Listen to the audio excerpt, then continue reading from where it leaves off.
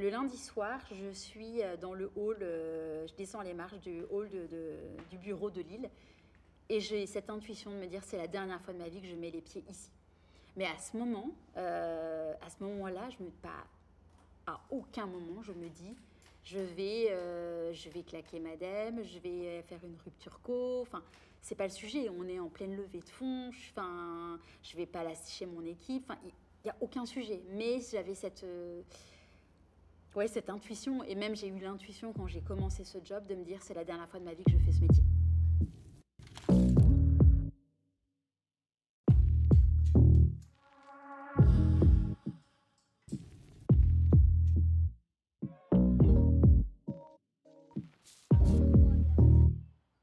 Je m'appelle Charlotte Desrosiers, je suis experte rescapée du burn-out.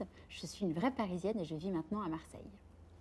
J'ai grandi en proche banlieue parisienne, à Neuilly-sur-Seine. J'ai été une enfant, je dirais, spontanée, assez timide. Plus tard, j'ai découvert qu'en fait, quand tu es hypersensible, tu as souvent une partie très timide et une partie très extravertie, ce qui était complètement mon cas. Et quand j'ai découvert qu'en fait, c'était parce que j'étais hypersensible, ça a été un peu comme... en fait, j'ai découvert vraiment quelque chose d'hyper important en moi. Donc j'étais une petite fille qui adorait créer, j'adorais dessiner. Souvent je repense à ça avec ma meilleure amie qui est toujours une de mes meilleures amies.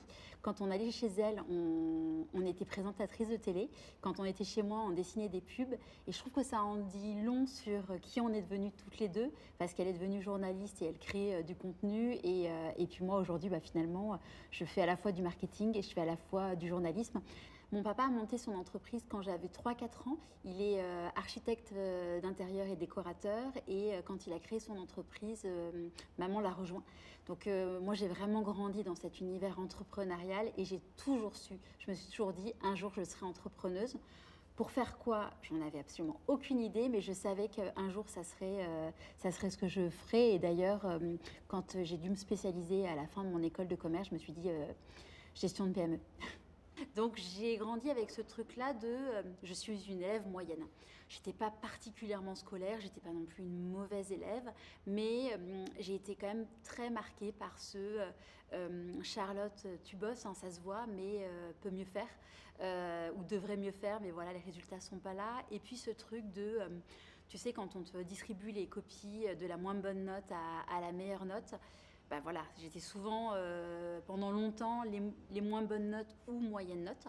J'avais aucune confiance en moi. C'est vraiment ce truc j'étais dans un environnement où mon copain de l'époque, il était brillant, il a eu mention très bien au bac.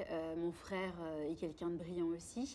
Et sauf que bon, ce que j'ai compris maintenant, c'est qu'il y a plein de formes d'intelligence et que j'avais pas l'intelligence scolaire comme attendu. Donc j'avais l'impression de pas être bête, mais pas de pas être une lumière.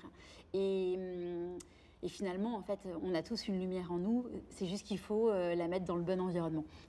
Je me suis vraiment émancipée quand je suis arrivée dans cette école parce que je suis sortie de cette image de la personne que j'étais, dans le sens où j'étais depuis mes 3 ans dans la même école, donc j'ai fait 3 ans, 17 ans, donc avec un espèce de petite étiquette collée sur le front, ce qui n'aidait pas du coup pour ma confiance en moi. Et donc quand je suis arrivée là, je suis arrivée neutre, neuve, et j'avais le droit en fait d'être qui je voulais. Enfin, c'est vraiment ce sentiment-là que j'avais.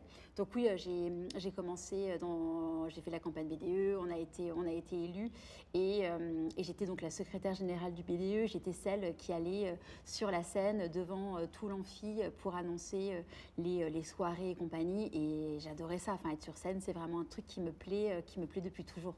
Mon stage de fin d'études, donc était en 4e année d'école de commerce. Donc j'avais fait le cursus gestion de PME. Et là, j'ai commencé le stage, qui était pareil, marketing et commercial. Sauf qu'au bout de 2-3 jours, il y a une personne qui faisait un stage là-bas qui m'a dit: écoute Charlotte, casse-toi. Franchement, c'est pas des gens honnêtes. Intellectuellement, ils vont te promettre plein de choses qu'ils vont pas faire. C'est ton stage de fin d'études, tu peux pas te tromper, va-t'en. Et comme la vie est faite de belles choses, de belles surprises, de belles synchronicités, un ancien élève de mon école de commerce qui m'avait dit quelques mois avant: Charlotte, si tu veux, on cherche une stagiaire en marketing. Et moi, je l'avais pris un peu de haut en disant: écoute, t'es mignon, mais j'ai déjà trouvé.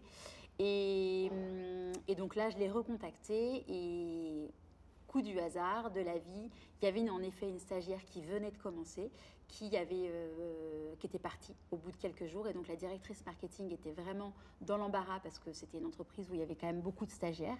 Et elle comptait vraiment sur la stagiaire. Et donc du coup, j'ai eu le poste en 3 jours. J'ai eu un stage et j'ai commencé 3 jours après. Donc c'était un bel alignement. Et ce qui est chouette, c'est que du coup, j'ai fait ce stage qui était passionnant dans le service marketing de liste de mariage. C'était vraiment, j'ai appris tous les fondements d'une marque, d'une marketing digital. C'était une expérience vraiment incroyable. J'ai été embauchée en CDI et au bout de quelques mois où j'étais en CDI, où j'étais à l'époque, je crois que c'était assistante marketing, j'ai été à la place de ma boss qui était la directrice marketing parce qu'elle est partie en congé mat au bout d'1 mois de grossesse et elle a jamais, entre guillemets, jamais été remplacée. Donc ça a été une expérience juste incroyable parce que j'avais 21, 22 ans, je me retrouve à la tête d'un service marketing, j'ai plus d'1 million de budget, je me retrouve à organiser un salon au Four Seasons Hôtel Georges V. Donc vraiment, j'ai appris, c'était une expérience exceptionnelle, mais le problème, c'est qu'il m'a manqué de la reconnaissance. Je travaillais nuit, jour, week-end, et un jour, en entretien annuel avec ma boss, en lui disant, bah voilà, j'aurais besoin d'un peu plus de reconnaissance, elle m'a dit, mais Charlotte, ton job n'a pas changé. Et ça, je me suis dit, non, mais en fait, je peux pas entendre ça. Et donc, du coup, je suis partie. Alors la vocation, c'est ce pourquoi on est payé et ce dont le monde a besoin. Pour moi, ce qui compte, c'est pas forcément d'avoir un métier où tu as les talents, c'est indispensable. D'avoir un métier dont le monde a besoin, c'est indispensable. Mais ce qu'il faut aussi, c'est que ce que tu fais, eh bien, tu aimes le faire et que ça ait du sens pour toi.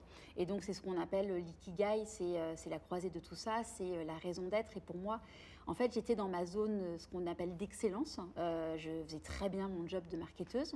Le souci, c'est que j'étais pas dans ma zone de génie. La différence, c'est que il te manque ce truc qui fait que le matin, tu as envie de te lever. Il te manque ce qui fait que tu n'as plus peur du dimanche soir. Il te manque ce truc où tu te dis, je suis là, mais je ne sais pas trop pourquoi je suis là. Quand tu es vraiment dans ta raison d'être, tu sais pourquoi tu te lèves le matin. En fait, ce qui est génial, c'est que tu as un but. Et ce qui est encore plus génial, c'est ce que j'appelle la spirale d'or. C'est que quand tu pars de ton pourquoi, et bien ensuite, tu vas avoir... Ce qui est génial, c'est que tu es né avec les talents pour servir ce pourquoi. Et donc après, tu vas trouver facilement le métier qui va correspondre à ça et après l'environnement dans lequel tu vas être épanoui. Et là où enfin moi c'était mon cas avant, il y a beaucoup de gens qui prennent en fait la spirale dans l'inverse et finalement c'est un peu la spirale de plomb. C'est que tu commences à te poser la question de dire où est-ce que j'ai envie de travailler ? Et puis après, quel métier je vais faire ? Et puis après, tu vas te dire, ok, ça va être quoi mes compétences ? Ça va être, est-ce que j'ai des talents pour ça ? Et après, peut-être que tu vas te poser la question de pourquoi tu veux faire ce métier. Sauf qu'en fait, cette spirale de plomb, elle te plombe, c'est le cas de le dire. Et donc l'idée, c'est de la renverser et du coup d'avoir la spirale d'or et qui est une spirale vertueuse qui va t'entraîner dans quelque chose d'hyper positif. À chaque fois que j'étais pas bien dans mon job, je suis partie. En fait, j'avais toujours ce truc de je ne veux pas faire partie de ces gens qui se plaignent. Et mon papa m'avait dit, Charlotte, dans la vie professionnelle, il y a 3 choses. Il y a les gens avec qui tu bosses, il y a la rémunération et il y a l'émission. Si tu en as 2, c'est OK. Si tu n'en as pas 2, si tu n'en as plus qu'un, tu t'en vas. Donc premier, il me manquait la reconnaissance, surtout au niveau salaire et puis la reconnaissance globale. Donc je suis partie dans un groupe qui vendait de la formation, notamment le groupe Figaro Classifieds. Et là, au bout de quelques mois, juste avant, j'avais un job où je gérais un budget de plus d'1 million d'euros. Là, pour une bannière web de 2 à 150 euros, il fallait la validation de mon N+2. Donc, autant te dire que je me suis sentie enfermée dans un carcan. Donc, j'ai appris beaucoup, c'était génial, mais par contre, c'était pas pour moi. Et à cette époque-là, donc avec qui n'était pas encore le père de mes enfants, donc avec mon conjoint à cette époque, tous les deux, on avait envie de changer de job au même moment. Lui voulait monter sa entreprise et moi, je voulais partir. Et on s'est dit, c'est hyper rare dans la vie d'un couple d'avoir envie de changer en même temps. Et on avait des copains qui habitaient Marseille. Et on se disait, ils ont une vie qui est quand même hyper chouette. Donc, c'est l'occasion. On change de vie. Dès que je trouve un job à Marseille, on y va et c'était parti. Donc, c'était en avril 2008. Le jour où j'arrive, mon boss me dit, bon, en fait, on est en train de faire un rapprochement stratégique, sachant que j'avais été recrutée pour créer le service marketing d'une agence web. Donc, il me dit, on a un rapprochement stratégique, voilà. Et puis, au bout de quelques semaines, où il ne me donnait aucune mission, même si je suis quelqu'un qui prend beaucoup d'initiatives, à un moment donné, si tu n'as pas de budget, bon, voilà. Et bon, il m'a dit, mais en fait, le rapprochement stratégique fait qu'on n'a pas besoin de toi. Cadeau. Donc là, tu te retrouves dans une ville où tu as 2 couples de copains, ton mec qui est au chômage parce qu'il est en train de créer son entreprise et tu te retrouves au chômage. Donc tu fais, OK, ça c'est cadeau. Mon conjoint donc, de l'époque avait créé son entreprise et comme elle commençait à grossir, on a décidé que je rejoindrais cette aventure qui a été une aventure absolument géniale où je suis restée plus de 6-7 ans. C'était parfait de voir les coulisses de la création d'une boîte, de l'entrepreneuriat. Et puis l'entreprise a grossi. On a eu nos 2 enfants jusqu'au jour où je suis au bord de ma piscine. J'ai un mail d'un chasseur de tête qui me propose un job pour Paris, un job de directrice marketing qui se passe à Paris. Et là, c'est un tournant dans ma vie. Bon, je suis prise, c'est un poste de directrice marketing monde. Il y avait un petit peu moins de 10 personnes dans l'équipe à ce moment-là, à travers le monde. Et à ce moment-là, mon corps commence à me parler très fort. Donc, je me fais une tendinite, une entorse, un début d'ulcère à l'estomac. Donc, je me dis, bon, ça, c'est le moment où je suis en train de vendre ma maison, du coup, à Marseille, de trouver un appart en loc à Paris, de trouver une nounou pour ma fille qui a 1 an et demi, trouver une école pour mon fils. Donc, ça fait beaucoup. Et puis, je travaillais pour la boîte du père de mes enfants. Donc, j'avais envie de partir en mode ceinture bretelle. Donc là, mon corps me parle très fort. Je l'écoute un petit peu. Je commence ce job. En 1 an et demi, je recrute, j'ai une équipe de 25 personnes. Ma vie, c'est simple. Je passe ma vie dans un box d'1 mètre carré parce que vous savez, ces fun box qui sont hyper pratiques, qui fait que du coup, maintenant, je suis devenue un peu claustro. Je vais à New York une fois par trimestre. Je travaille, j'arrive au bureau, il est 8h15, j'en repars, il est 19h, 19h30. Je rentre, je fais un bisou à mes chatons. Ce qui est génial, c'est que, je dis génial entre guillemets, c'est qu'on a une nounou full-time qui du coup fait le ménage, fait les courses, gère les enfants, les font dîner, prépare à dîner. Donc, je rentrais, je faisais un bisou à mes chatons, je dînais avec leur père et puis après, je travaillais.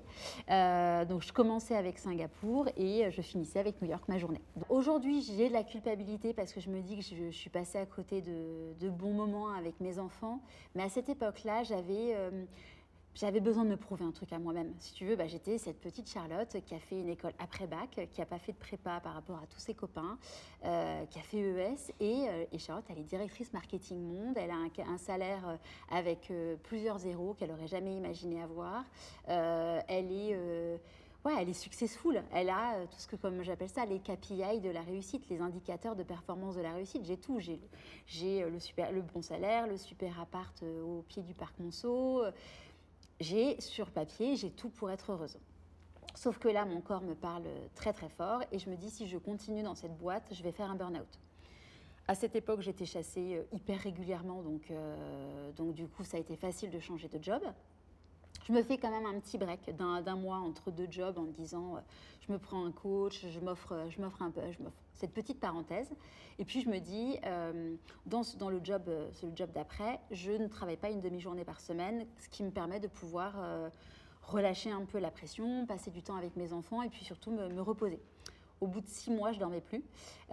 Donc, mon corps me parle encore plus fort en me disant « Charlotte, va-t'en ». Donc, j'ai encore bougé. Donc, en 2 ans, 3 postes. Donc, je te laisse imaginer au niveau énergie comme ça a été plombant, pompant.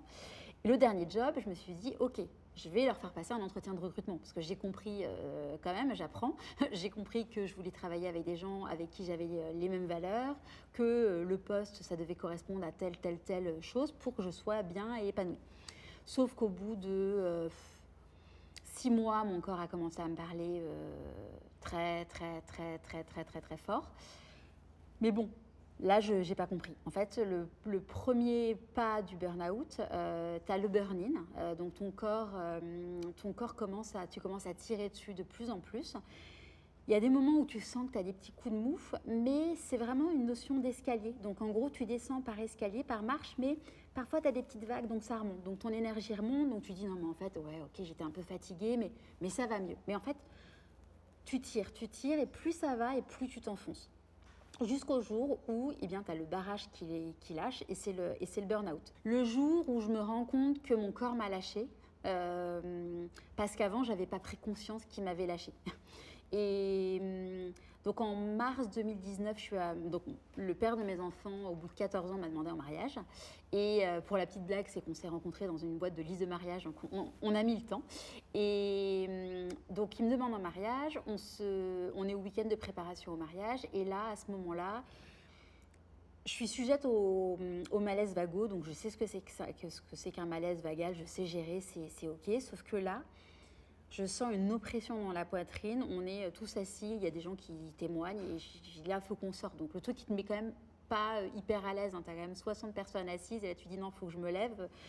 Et j'ai dit là, en fait, là, il faut que je sorte. Et j'ai commencé à avoir une oppression hyper forte dans la poitrine, une douleur dans le bras, et je sentais plus mes jambes, je me suis effondrée. Donc le premier réflexe, je me suis dit, je suis en train de faire une crise cardiaque. Quelques années plus tard, quand j'ai fait une formation de secouriste de secouriste en santé mentale, j'ai compris que c'était une crise d'angoisse. Personne ne me l'avait jamais dit, mais on m'avait quand même ausculté en me disant, vous inquiétez pas, c'est du surmenage, allez vous coucher, allez vous reposer, ça ira mieux. Je vais quand même voir un médecin le lundi matin qui me dit, en effet, c'est du surmenage, il faut que vous vous reposiez, mais on ne me pose pas le mot burn-out. Donc là, je lui dis, bah non, mais moi, je ne fais pas partie des gens qui, donc c'est très fier, je ne fais pas partie des gens qui prennent un arrêt maladie, genre en mode, tu me proposes un congé maladie. Et donc j'ai refusé, sachant qu'en plus, quelques jours après, j'étais en vacances. Donc voilà, sauf que depuis ce jour-là, j'avais une oppression dans la poitrine qui n'est pas partie. Et au fur et à mesure, en fait, je suis devenue paranoïaque. J'avais l'impression que tous les gens qui m'aiment me voulaient du mal. Je pleurais quasiment tous les soirs. J'étais plus capable de travailler. Vraiment, dans le burn-out, tu as ce processus de... tu as une vraie détérioration cognitive, donc tu n'arrives plus à te concentrer, tu n'as plus de mémoire. Un rien t'angoisse, donc un truc que tu as déjà fait 100 fois, ça t'angoisse. Et donc je me suis dit, en fait, je ne suis plus capable de travailler parce que en termes de management, mes équipes, je ne supporte plus rien. Donc en fait, je ne suis plus un bon manager. Le peu de choses que j'avais besoin d'exécuter, j'étais plus capable de le faire. À la maison, mes enfants, j'étais complètement irascible, j'avais plus de patience. Et dès que je bougeais, j'avais la tête qui tournait. Et un mois après, je me mariais. Et je me suis dit, mais en fait, la Charlotte, stop. Et j'en ai parlé donc avec mes parents, j'en ai parlé donc avec mon futur mari. Et tout le monde m'a dit, Charlotte, il faut que tu t'arrêtes en fait. Je vais retourner voir le même médecin que j'avais vu quelques mois avant. C'est pas grave si je traverse Paris pour aller le voir parce que j'étais tellement dans le déni de mon état qu'en fait, je me suis dit, non, mais il faut que j'aille voir quelqu'un qui va me croire. J'étais vraiment dans un autre monde. Et je prends la décision, on est au week-end de l'Ascension, on est à la campagne avec mes parents et je revois mon ex-mari, parce que du coup, entre-temps, c'est devenu mon ex-mari, donc là, c'était mon fiancé à ce moment T de l'histoire, et dire aux enfants, vous la trouvez comment, maman, ce moment? Et là, j'ai mon fils qui me dit, maman, elle crie tout le temps, elle est tout le temps stressée. Et je fais, waouh, je me suis pris une grosse claque. Tu vois, de te le dire, là, ça me provoque de l'émotion parce que je me suis dit, waouh, mes enfants, c'est l'image qu'ils ont de moi, quoi. Et si on rembobine, donc ça, on est le week-end, donc je sais pas, on doit peut-être être le samedi du week-end de l'Ascension. Et tous les lundis, j'allais à Lille. Donc je prenais un train à 7h45, je crois, de mémoire. Donc tous les dimanches soirs, je prenais mon train sur l'appli SNCF, donc la bonne boule au ventre. Et donc le lundi matin, je prends mon train, je me fais mon aller-retour sur la journée à Lille. Et le lundi soir, je suis dans le hall, je descends les marches du hall du bureau de Lille. Et j'ai cette intuition de me dire, c'est la dernière fois de ma vie que je mets les pieds ici. À aucun moment, je me dis, je vais claquer madame, je vais faire une rupture co. Enfin, c'est pas le sujet. On est en pleine levée de fonds. Je vais pas lâcher mon équipe. Enfin, il n'y a aucun sujet. Mais j'avais cette intuition, et même j'ai eu l'intuition quand j'ai commencé ce job de me dire c'est la dernière fois de ma vie que je fais ce métier. Alors au moment de l'annonce du burn-out, il y en a plein qui sont hyper surpris. Donc le cercle très proche voyait que ça allait pas.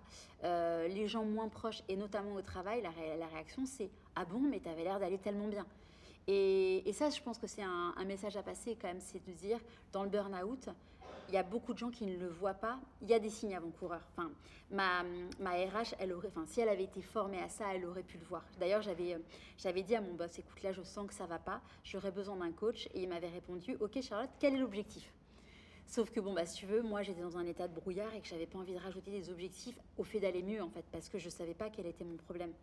Donc ça, c'est une petite parenthèse, mais c'est vraiment l'enjeu de former les RH, même les managers. Tu vois, je disais, j'ai fait une formation de secouriste en santé mentale. Tout le monde devrait faire cette formation. Tout le monde devrait faire une formation de prévention du burn-out parce que les signes, ils sont hyper clairs. Enfin, quiconque est formé les verra. Quand j'appelle mon boss pour lui dire, écoute, je suis arrêtée, sachant que le médecin, quand elle m'a dit je vous arrête, je lui dis, si vous pensez qu'il faut m'arrêter longtemps, allez-y. Enfin, l'idée, ça ne va pas être de s'arrêter une semaine si vous pensez qu'il faut plus. Donc, elle m'a arrêté 1 mois direct. Et il a été top parce qu'il m'a dit, écoute Charlotte, on ne sauve pas des vies, ta santé avant tout. Donc, j'ai trouvé ça hyper déculpabilisant parce que, en fait, dans le burn-out, c'est comme dans une reconversion professionnelle, c'est comme dans un deuil. Il y a un processus, en fait, qui est toujours le même, qui a été théorisé par une psychologue ou une psychanalyste, je ne me rappelle plus, et qui s'appelle la courbe de Kubler-Ross. J'ai pas l'orthographe exacte, mais voilà. Et donc cette courbe, l'idée, c'est que la première étape, c'est que tu vas être dans le déni. Donc j'ai décrit cette phase. Et puis ensuite, il va y avoir l'annonce, tu vas voir la chose en face. Et donc là, tu vas avoir beaucoup de colère. Après la colère, tu vas avoir la culpabilité. Et après, tu vas avoir la dépression. Donc là, moi, j'étais hyper en colère vis-à-vis de moi-même en me disant, mais comment j'ai pu me mettre dans cet état-là? Et puis ensuite, la culpabilité de se dire, mais comment j'ai pu faire ça? Comment j'ai pu me malmener comme ça? Comment j'ai pu faire en sorte que du jour au lendemain, je quitte mon équipe et puis mes enfants? Donc culpabilité max. Et puis ensuite, la dépression. Donc parfois, tu as des troubles dépressifs, parfois pas, mais en tout cas, la dépression, c'est ce truc où tu as tout ton corps qui relâche. Et d'ailleurs, très souvent, au moment de la dépression, c'est là où le corps parle encore plus fort. Et donc là, tu dors, le moindre truc t'es cramé. Et donc, quand tu es dans le burn-out, t'as plus de jus, t'as plus d'énergie. Et à ce moment-là, il y a plein de gens qui me disaient, quand je disais que j'étais en arrêt maladie parce que j'étais en burn-out, comme je t'en parle, en fait, j'ai toujours parlé des sujets lourds de façon simple. Tu vois, je parle de la séparation avec du père de mes enfants de façon hyper légère, alors que ça a été vraiment un gros traumatisme. Et le burn-out, c'est pareil. Et quand je le vis, j'en parle aussi de façon légère. Donc il y a plein de gens qui me font ça va, t'as un petit coup de mou. Je fais non, c'est pas un petit coup de mou. Je sais plus à quoi ça sert de vivre. Donc non, c'est pas un coup de mou. C'est vraiment une détresse psychologique qui est hyper forte. Donc t'as quand même des gens qui te jugent, mais le jugement, j'ai envie de dire, il est plus arrivé après. Tu vois, typiquement, j'ai eu l'opportunité d'être interviewée sur mon burn-out par France 2. J'ai eu un raz-de-marée de haters. Genre, t'es une femme, t'avais un super job, d'où tu te plains, quoi. Enfin, le burn-out, déjà, ce qu'il faut savoir, c'est que c'est pas une maladie, c'est un syndrome. Ça, c'est vraiment quelque chose qui a été posé par l'OMS. Donc, c'est pas une maladie, donc on ne peut pas guérir d'un burn-out parce qu'on ne peut pas guérir d'autre chose qui n'est pas une maladie. Et comme je vous disais tout à l'heure, il y a le syndrome du burn-out, il commence par le déni. Le burn-out, c'est quoi? C'est un déséquilibre. C'est un déséquilibre entre la production d'énergie et ce qui t'apporte de l'énergie. Et dans ce qui va te prendre ton énergie, il va y avoir la reconnaissance, il va y avoir ce qui va te prendre ton énergie, ça va être le désalignement des valeurs, enfin il y a un ensemble de choses. Et ce qui se passe, c'est qu'en fait, j'aime bien cette métaphore de ton inconscient, il est dans un carrosse et le cocher, c'est ton conscient. Et donc le cocher, qui est drivé par ton ego de j'ai tous mes KPI de la réussite, il fonce potentiellement dans un mur. Et ton inconscient, il le sait. Et donc ton inconscient, qu'est-ce qu'il fait? Il tape à la porte en disant hop hop hop, tu vas pas dans la bonne direction. Sauf que donc le petit hop hop hop, c'est des petites contractures, des petits moments de fatigue et tout. Et puis à un moment donné, il voit que tu vas te prendre le mur. Donc, du coup, qu'est-ce qu'il fait? C'est qu'il tape encore plus fort. Donc, potentiellement, tu as la tête qui tourne, ton corps te parle encore plus fort. Tu commences à avoir des maladies. Tu vois, typiquement, dans le 100% des personnes qui font un burn-out sont atteintes de stress chronique. Et le stress, il est nécessaire et vital, mais le stress chronique, il te détruit la santé. Donc, tu vas avoir des problèmes de digestion, tu vas avoir des problèmes dermatologiques, tu vas avoir des problèmes quand tu es une femme avec ton cycle menstruel, tu vas avoir des problèmes de sommeil, tu vas avoir des problèmes au niveau du cœur. Enfin, vraiment, chaque personne va avoir son corps qui va lui parler différemment. Jusqu'au jour où, en fait, l'inconscient, il est vraiment pas content, donc il casse ta vitre, il casse la vitre du carrosse pour choper le cocher, dire là, il faut vraiment t'arrêter. Et si le cocher s'arrête pas, le carrosse, il est à plat, il est par terre. Et donc c'est vraiment ce qui se passe dans beaucoup de maladies où en fait tu es alité, tu peux plus bouger. Mais ce qu'il faut comprendre, c'est que la vitre, elle a été cachée, elle a été cassée. Et donc quand ta vitre, elle a été cassée, eh bien c'est comme une entorse. Eh bien toute ta vie, tu sais que tu as une fragilité. Souvent, tu vois, je dis, j'aurais préféré me casser la jambe parce qu'au moins on voit en fait que j'ai mal, on voit que je suis fragile. Parce que dans le burn-out, aujourd'hui, comme il n'est pas assez connu, par rapport à l'entourage, donc je vous parlais du burn-in où tu descends par petites vagues, dans la remontée, en fait, elle est vraiment symétrique. Donc plus tu as attendu pour t'arrêter, plus tu vas mettre de temps pour remonter. Donc il y a un jour, tu vas dire « Ah c'est bon, j'ai retrouvé mon énergie ». Et le lendemain, tu auras bien dormi, tu ne comprendras pas pourquoi, tu seras KO. Sauf que si on te l'a pas, moi on ne me l'avait pas dit, et donc du coup, comme on ne me l'avait pas dit, j'étais pas capable de le dire à mon entourage. Donc je me rappelle le nombre de fois où mon ex-mari me disait « Mais Charlotte, quand est-ce que ça va s'arrêter ?» Parce que c'est hyper dur pour toi, mais c'est hyper dur pour l'entourage aussi de voir la personne que tu aimes qui est détruite en fait. Donc on est l'été 2019, donc j'arrête en juin 2019. Je ne suis jamais retournée travailler dans cette entreprise. En juillet, je me marie. Là, j'ai cette conviction profonde de me dire que je n'y retournerai pas.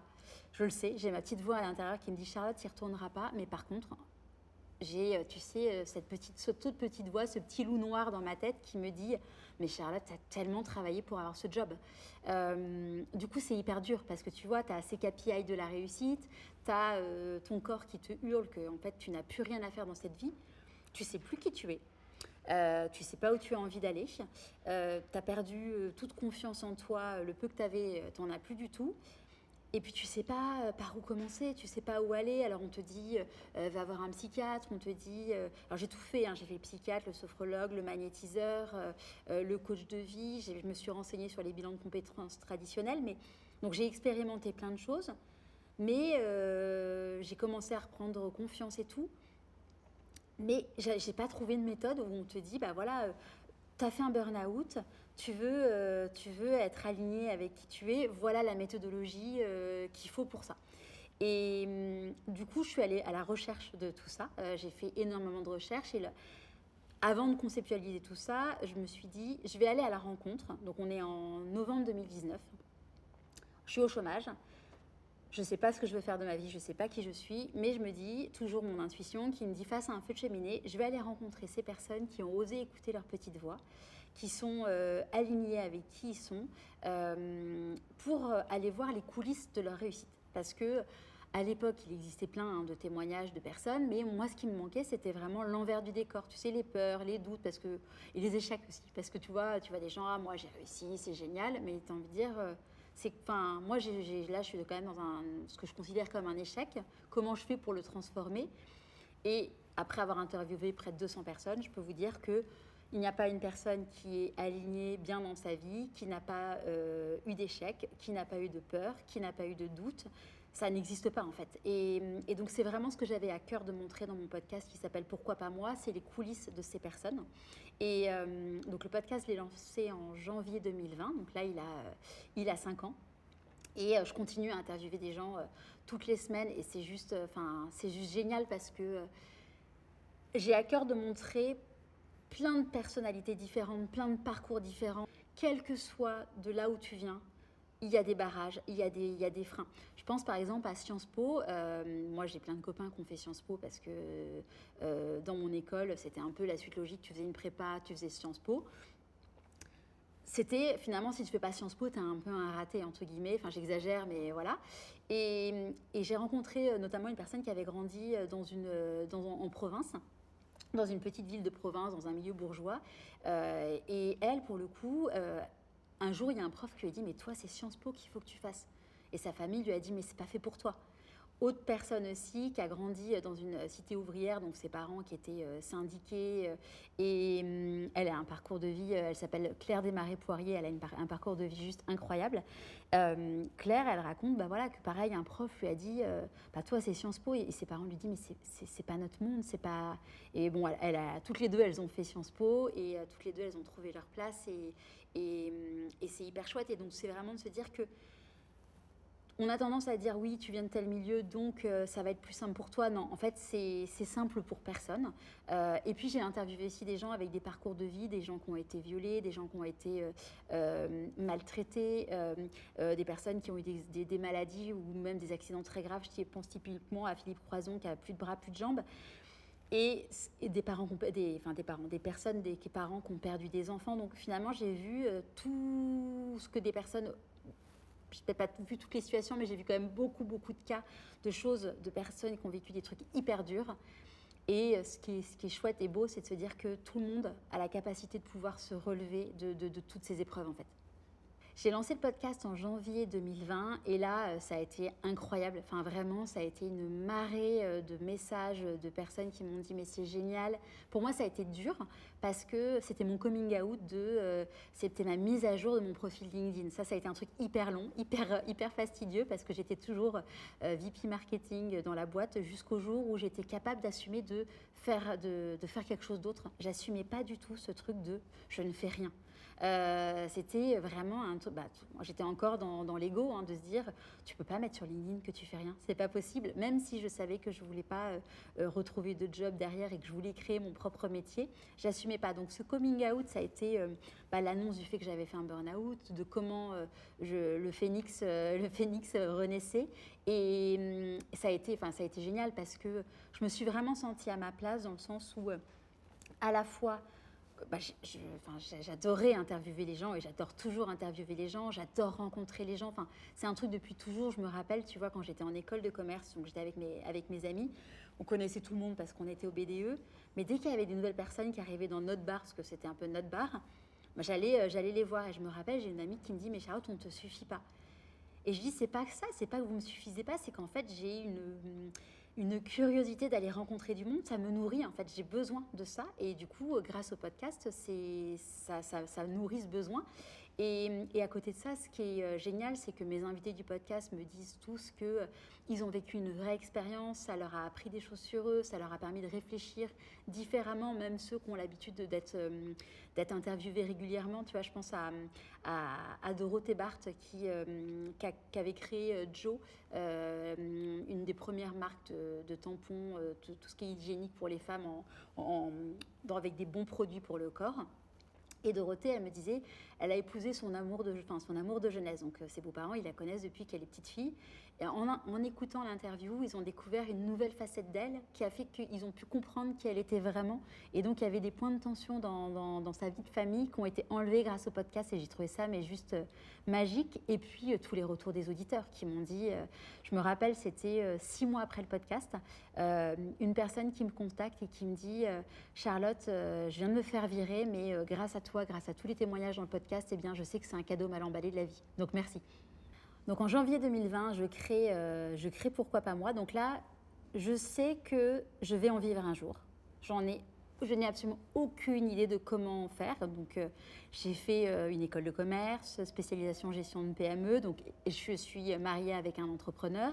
J'ai un père entrepreneur. Donc, autant te dire et j'ai la moitié de mes copains qui sont entrepreneurs. Tout le monde me dit, Charlotte, c'est quoi ton business plan? C'est quoi le business model?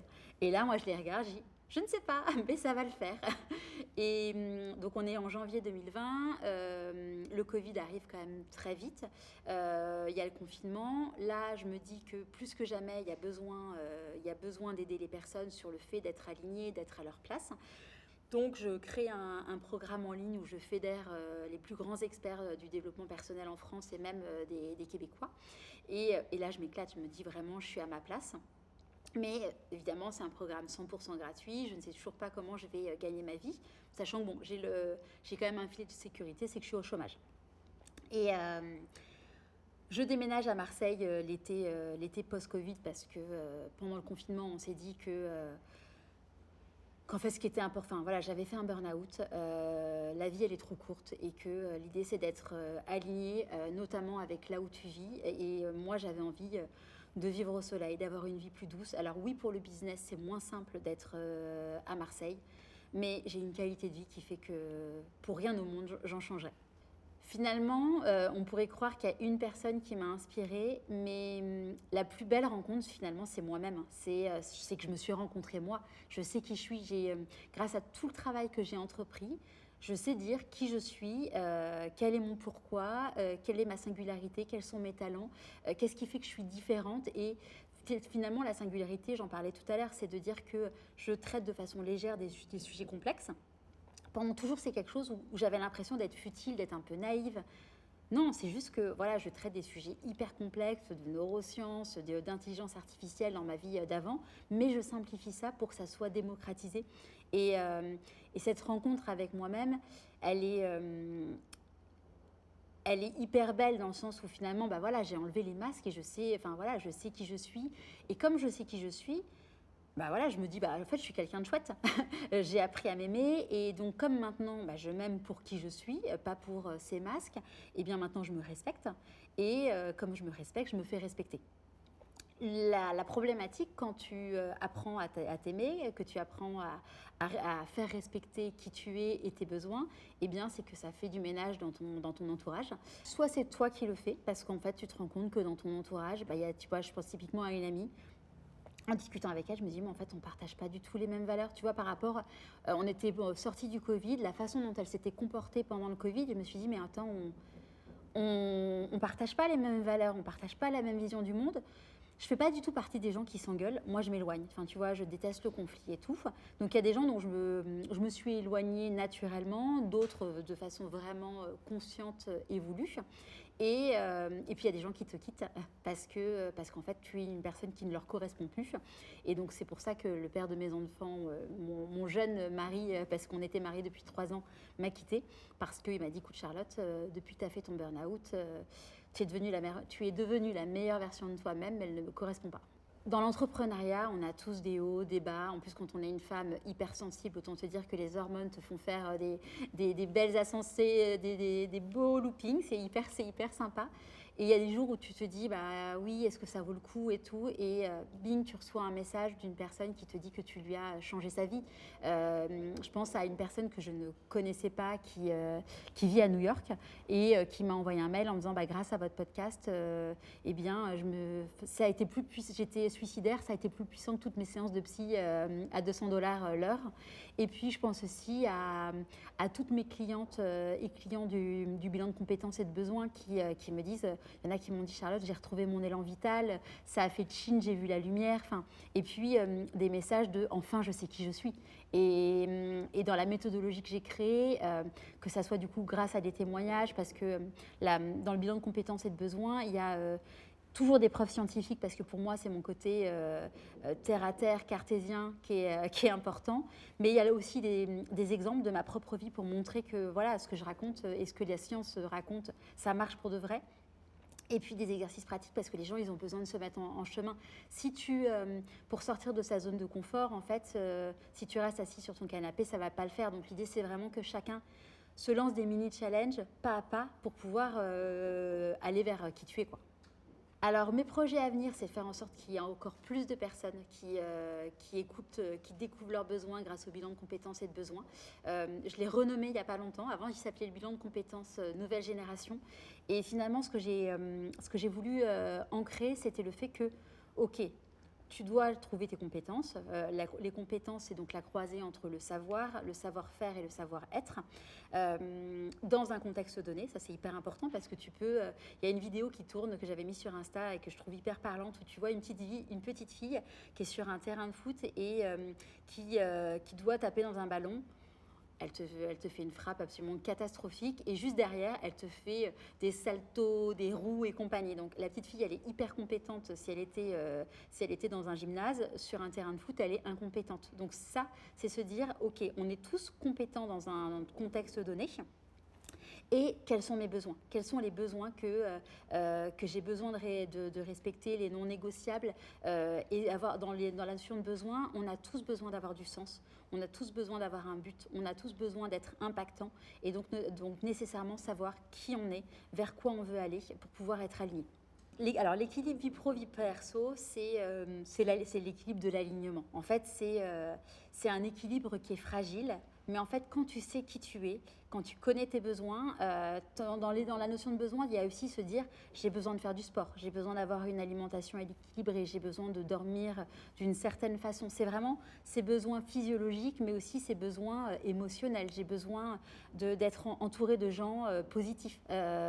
Parce que dans le processus de burn-out, j'ai aussi fait du ménage par rapport aux gens, aux vampires énergétiques. Parce que j'ai pris conscience que dans mon entourage, il y avait des gens qui me pompait mon énergie, littéralement. Et donc ça, c'est un petit tip, c'est de se dire, quand tu rencontres quelqu'un, eh bien de se dire, ok, après, comment je me sens? Est-ce que je me sens plus fatiguée, moins fatiguée, pareil? Si c'est plus fatigué, c'est de se dire, ok, peut-être que cette personne-là, elle a un petit coup de mou ces derniers temps, et dans les amis, bon, c'est normal de se remonter le moral. Mais si tu te rends compte que c'est une personne, à chaque fois que tu la vois, c'est comme ça, et que ça a toujours été comme ça, voilà. Alors, je suis clairement dans mon ikigai. En fait, l'ikigai, je l'appelle la spirale d'or parce que dans l'ikigai, il manque la notion d'environnement, du où, parce que une fois encore, comme pour les compétences, tout est question de où. Donc, je suis vraiment dans mon équilibre vie pro, vie perso parce qu'aujourd'hui, voilà, je vais faire du sport toutes les semaines, j'habite à Marseille, je suis entrepreneuse, je suis libre. Enfin, vraiment, pour moi, la liberté, c'est quelque chose qui est hyper important. Donc, je suis dans ma raison d'être parce que j'aide les autres à aimer le dimanche soir, j'aide les autres à se rencontrer, à savoir qui ils sont, à être dans leur spirale d'or. Donc, c'est juste quelque chose qui est hyper épanouissant parce que tous les jours, je vois que j'aide des personnes pour quelque chose qui a un sens pour moi. Et puis tous les jours, j'utilise mes talents. Donc du coup, je suis fière et c'est hyper épanouissant.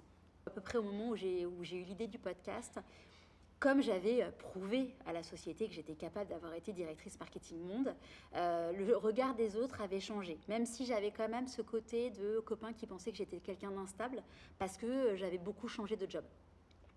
Ce que je dis maintenant aux gens qui changent souvent de job, c'est pas que vous êtes instable, c'est que vous n'êtes pas à votre place. c'est complètement différent. Et vous avez raison de bouger si vous vous sentez mal. Et avant, le regard des autres, c'était quelque chose qui était vraiment nécessaire pour moi.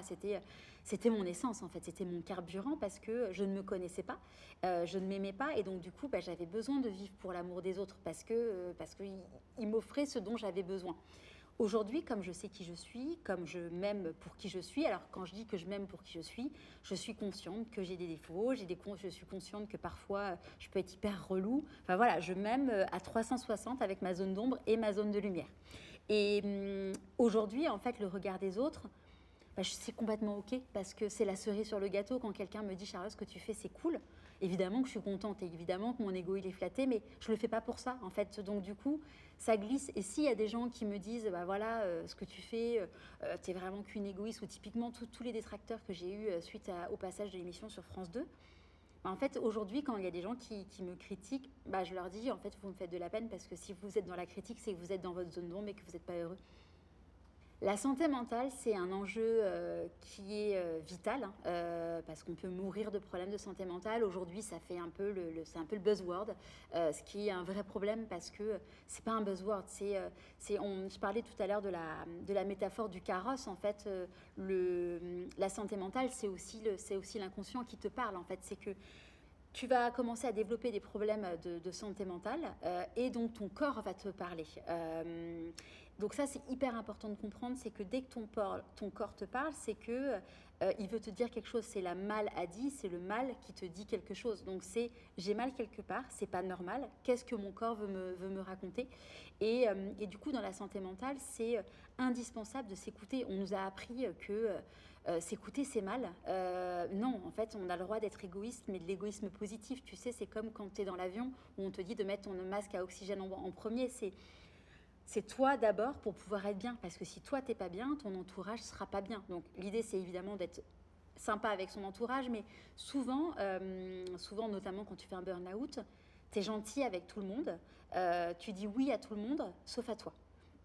Et donc, l'idée, c'est de se dire, écoutez-vous, prenez soin de votre santé mentale, pour en prendre soin. c'est entre guillemets pas si compliqué. Mais la clé, c'est de connaître ses besoins, en fait. C'est de savoir comment manger par rapport à qui on est, c'est comment dormir par rapport à ses besoins. C'est typiquement, c'est un petit coup de mou, tu sais que la sieste de 20 minutes, c'est quelque chose qui te fait du bien. C'est quelle activité physique à faire et quand pour te faire du bien. C'est aussi nourrir ton cerveau. Parce que si tu ne nourris pas ton cerveau, si tu n'apprends pas, si tu n'apprends plus, eh bien, tu vas te cramer des neurones. Donc ça, c'est aussi quelque chose qui est hyper important. Et puis, ça a été prouvé par plein de scientifiques, si tu n'as pas de sens dans ton travail, ça va avoir un impact direct sur ton engagement, ta motivation, ta performance, ta santé mentale et ton bien-être. Et donc aussi, du coup, sur ton estime de toi. Donc, être aligné avec ses valeurs, être aligné avec ses besoins, avoir un but, c'est pas un luxe en fait, c'est juste nécessaire et vital pour sa santé mentale. Vous avez le droit d'être vous, déjà. C'est déjà la clé, c'est de se dire qu'on est tous des personnes exceptionnelles et je dirais d'écouter ses besoins. Donc, j'ai créé l'acronyme des besoins qui est le B de but. C'est indispensable d'avoir un but, c'est notre boussole. En fait, ça nous permet de ne pas perdre notre énergie parce que le E, c'est l'énergie. L'énergie, c'est juste quelque chose de vital, hein, c'est notre carburant. Pendant trop longtemps, quand j'étais directrice marketing, je pensais que j'étais une machine et que j'avais pas besoin d'être rechargée. Mais même les machines ont besoin d'être rechargées.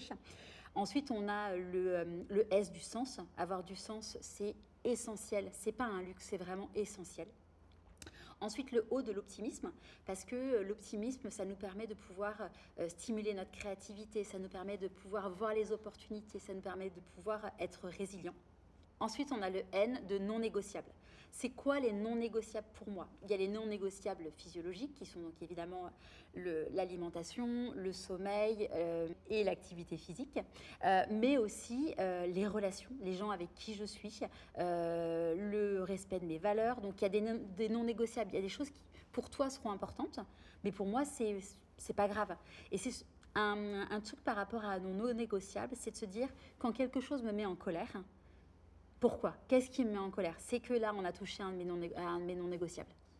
Quelqu'un qui a mal à l'âme, c'est comme quelqu'un qui a mal aux yeux, il va chez l'ophtalmo, il va chez le psy. En fait, dans mon entourage, malheureusement, il y a beaucoup d'enfants de divorcés et étant maintenant une experte en santé mentale, évidemment, régulièrement, on m'en parle et puis ayant vécu ça aussi en tant que maman, moi, je dis à mes amis, emmenez votre enfant voir un pédopsie, en fait. Et moi, ce qui me choque, c'est que tous les enfants de mes copains, et même mes enfants, disent, mais maman, un psy, c'est pour les fous. Et je me dis, mais on est en 2025. Enfin, leur maman, en tout cas pour mes enfants, sont allés voir une psy. À quel moment on leur a mis dans la tête qu'aller voir un psy, c'était pour les fous? Non, un psychologue, c'est quelque chose qui vous fait du bien. Enfin, tu vois, je te disais, dans tous les spécialistes que j'ai vus post-burnout, ils m'ont fait du bien. Mais le psychologue, ça m'a vraiment, par rapport à la psychiatre, il n'y a pas photo entre la psychiatre qui est remboursée par la Sécu et le psychologue qui n'est pas remboursé par la Sécu. Je peux vous dire que c'est le psychologue. Et par rapport notamment à la santé mentale aujourd'hui, on te rembourse des traitements pour arrêter de fumer. Mais commençons à rembourser les psychologues parce qu'aujourd'hui, on me dira oui, mais Charlotte, c'est remboursé. Ok, c'est 30 minutes que certains psychologues. Moi, j'en ai parlé avec plein de psys. Ils me disent, mais Charlotte, à quel moment tu penses qu'on peut faire vraiment une vraie séance de 30 minutes? Enfin, c'est pas cohérent en fait. Alors aujourd'hui, je suis 100% à ma place. En plus, je suis devant une caméra et j'adore les caméras. Je suis 100% à ma place parce que souvent, on me pose la question, tu sais, tu rencontres quelqu'un, c'est quoi ton métier? Sauf qu'en fait, moi, je ne suis pas un métier. Je ne me définis pas par un métier. Je me définis par une mission d'aider les gens et d'encourager les gens à oser écouter leur petite voix. Et donc, oui, je suis 100% à ma place. Et les gens qui peuvent me dire, qui peuvent me juger, en fait, aujourd'hui, ça glisse parce que je sais qui je suis, je sais ce que je vaux et de toute façon, on ne peut pas plaire à tout le monde. Et dans tous les cas, il y aura toujours quelqu'un qui aura quelque chose à dire. Et cette personne qui a quelque chose à dire, je l'invite à être à sa place.